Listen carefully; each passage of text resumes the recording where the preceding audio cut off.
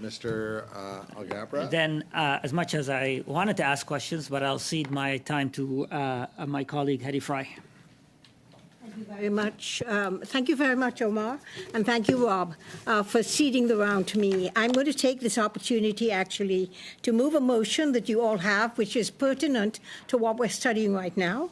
And it says that my motion you have says that as part of the study on Canada's diplomatic capacity, the Foreign Affairs and International Development Committee recognise international development to be an inherent part of Canada's diplomatic strategy and affirm its support for reproductive and sexual health rights around the world, recognising that the right to safe and legal reproductive care is a right to health care, condemns any effort to limit or remove sexual and reproductive rights, and emphasise the importance of maintaining access to reproductive and sexual health care, including safe abortions and contraceptives, as a main component of Canada's international feminist assistance policy.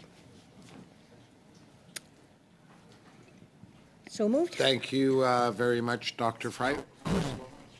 Dr. Fry, you obviously have not provided 48 minutes notice for this motion. However, I would like to hear from you how you believe that this specific motion falls within the scope of Canada's diplomatic capacity, please.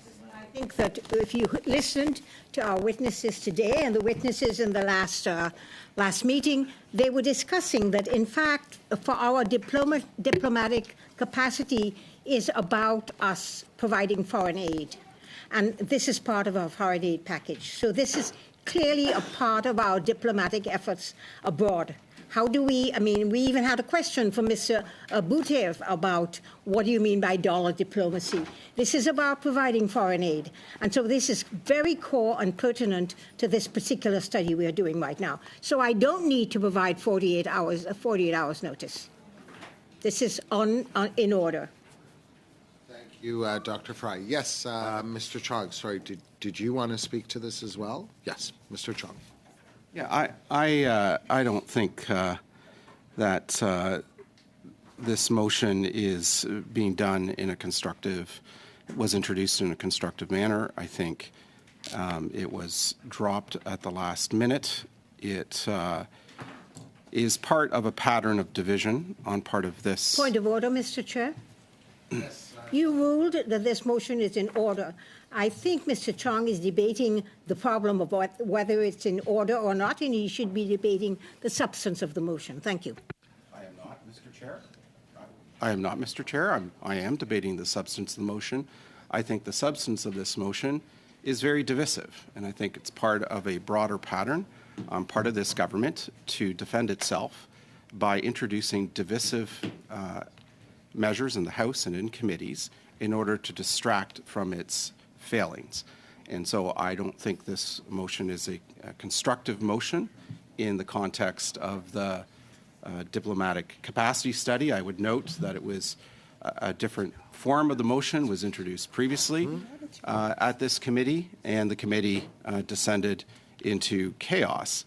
And so we are once again taking the committee off track because this motion clearly doesn't have a consensus around this table. And I would note, actually, that that's unfortunate because I think in Canada's foreign aid that it is possible to develop a consensus across party lines and amongst Canadians more broadly.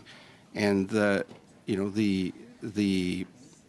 approach that I would highlight that I think the committee should have taken when it comes to these sorts of issues is the approach that the previous government took with its G8 Muskoka initiative on maternal and children's health, an initiative that was widely seen as being successful precisely because both NGOs and the government set aside their partisan considerations and actually worked across divides to find a consensus on issues of commonality.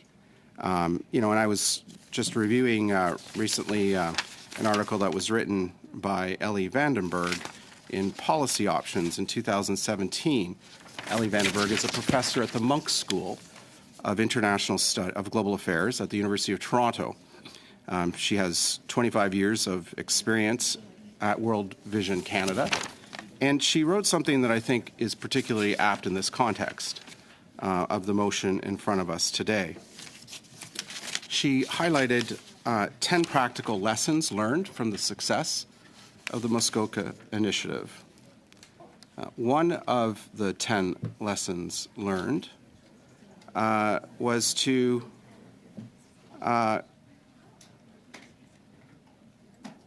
collaborate across different divides and to focus on areas of common support. And that's not what this motion does. It does quite the opposite, actually. It's a divisive motion that we have dealt with in another form at this committee.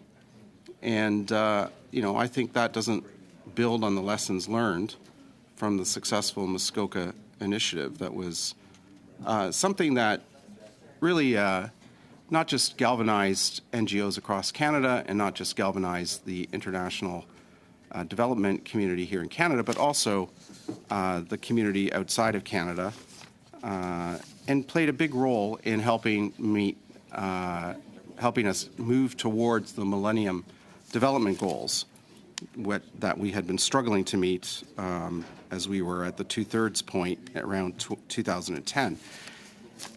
And so, we know that in the aftermath of the pandemic, the world's poorest have suffered disproportionately. The World Bank, I believe, last year highlighted that tens of millions of people slid back below the extreme poverty line as a result of the pandemic. And so there is a need for a doubling down on the effort to meet the Sustainable Development Goals, and previously the Millennial Development Goals that were set.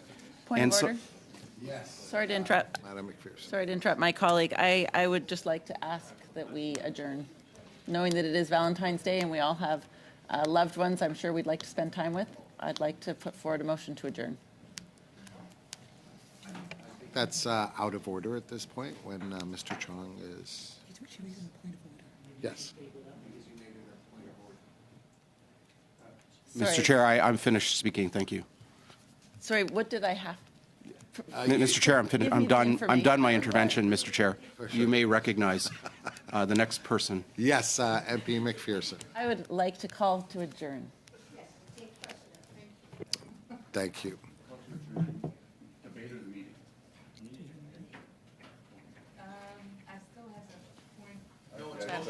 No. No, that, but on Well, it's done. the, Yeah. Everyone's in favor of adjourning? Excellent. Meeting stands adjourned.